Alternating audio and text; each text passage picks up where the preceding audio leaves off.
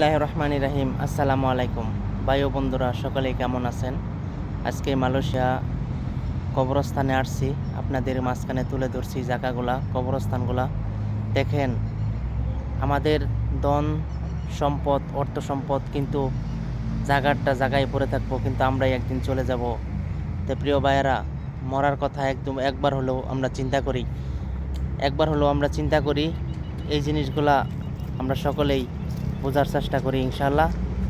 তো সকলেই মহান আল্লাহ পাকের কাছে প্রার্থনা করি যে যে সমস্ত ব্যক্তিবর্গ এখানে অন্ধকার কবরবাসী হয়ে রয়েছে, আমরা সকলেই দোয়া করব ওনারা যেন জান্নাতবাসী হয়, এই প্রত্যাশা করি। প্রিয় সকলেই ভাইয়েরা, ভিডিওটা শেয়ার করে দিবেন, অনুরোধ থাকলো। এই যে দেখেন, যে ব্যক্তিটা মারা গেছে, এই ব্যক্তির মাথার সাইটের ভিতরে কিন্তু আল কোরআনের লেখা আছে, এবং আল কোরআনের যে আয়াত এগুলা লেখা আছে, এবং পিছনের সাইডটা এই দেখতে পারতেছেন একটা নাম্বার আছে। এই নাম্বারটা যেই ব্যক্তি মারা যায়, ও তার যে আত্মীয় স্বজন আছে, ওনারা আইসা কবরস্থানে আইসা ওই নাম্বার মতো চিনতে পারে যে এই কবর এইটা ওই আত্মীয় স্বজনের।